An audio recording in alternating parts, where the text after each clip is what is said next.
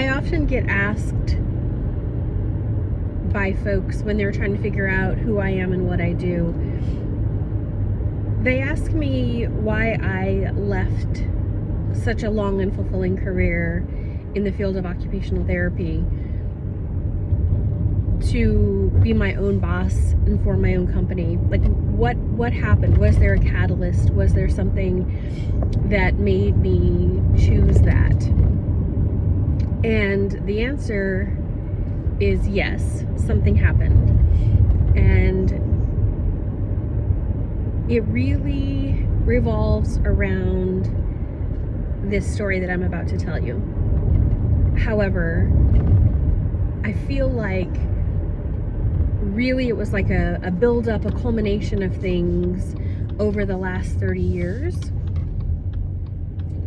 that just kind of came to a head at this one particular time. So I'll set the stage for you.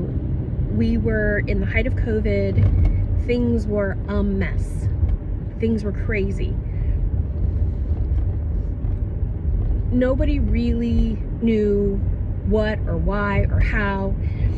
Just that this was the way that people said that it had to be done, and you were going to do it, or else. I mean, like, there was this big, it was like a fear-driven model that we were working in, right? Anyway, so I was scheduled to see this one particular patient. We'll call her Mrs. Smith. And I go in. I'm at her door. I'm putting on the masks and the gloves and the gowns and all the things that we had to do during COVID. And I can see her, you know, she's in the bed by the window. She's sitting up in bed. She's having her breakfast. Her tray is over her lap on the bedside table, and she looks super sweet. I kind of greet her, introduce myself, say that I'm going to be coming in and working with her this morning. And as I approach her, I realize that sitting on the bed at her feet is a bedpan full of urine and feces.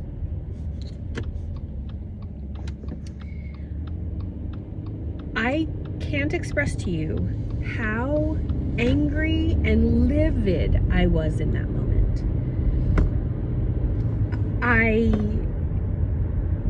I feel like this. I feel like, yep, we kept Mrs. Smith alive today. We fed her.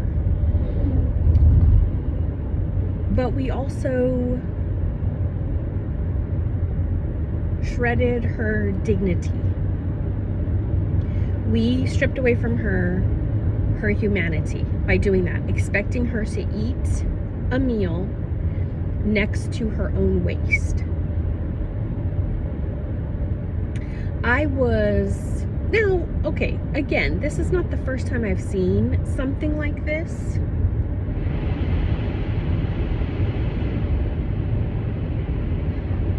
And it has always bothered me. These things always bother me. But for whatever reason, this time, I couldn't just accept it. I don't know what it was. Maybe more than 30 years of built up BS like this, right?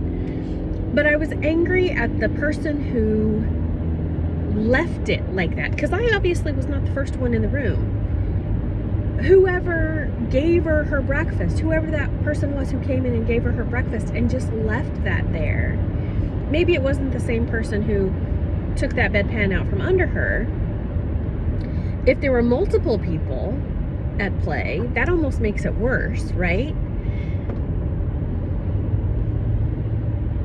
But at the very least, whoever left her her breakfast should have taken that bedpan and, bare minimum, put it in the bathroom. Put it in the bathroom. Just leave it there. If you were the kitchen staff or the housekeeper, whoever gave her her breakfast should have had the common decency, the respect for this woman to at least put that bedpan in the bathroom. So the story does not end there. This incident bothered me so much throughout the day that I took it higher.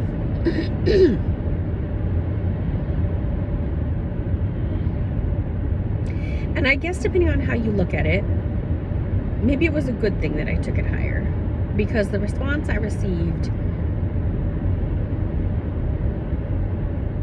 essentially is what really helped me to make that decision to just be done. So I was essentially told that it was a tough time for all of us, and it was, but that given the circumstances, I needed to be a little more patient with my fellow coworkers. Yeah. So it wasn't my coworkers that was the problem. It was me. I was the problem for expecting something better for this patient that I am required to advocate for.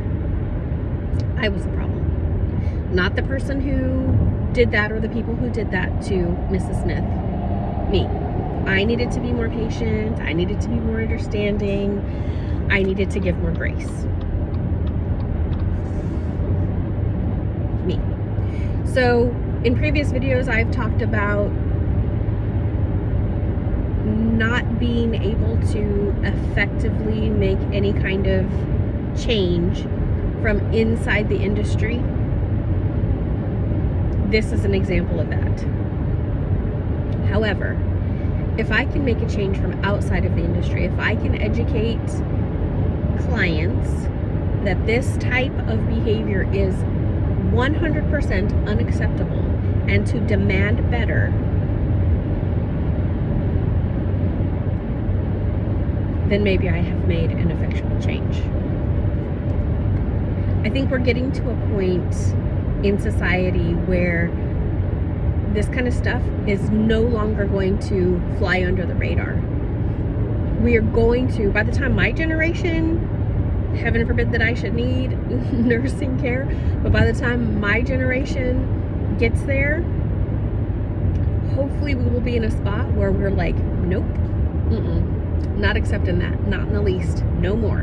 This might have been the status quo 20 years ago. Nope. I demand better. I expect better. I am worth more than what you're giving to me now. Especially when you think about, do not rob me of my dignity. Do not rob me of my humanity. I will require more than just you keeping me alive that day. I will require more because nursing home costs are astronomical. They're astronomical. $5,000, $7,000, $15,000, $20,000 a month. Let's just go 15. Let's just say that it's $15,000 a month for someone to live in a nursing home. They're not offering any refunds for when your loved one is not given a bath, or you're not offered any refunds when they're having to work short. You're not offered any refunds when your loved one is sent to the hospital for dehydration. They're not offering any refunds.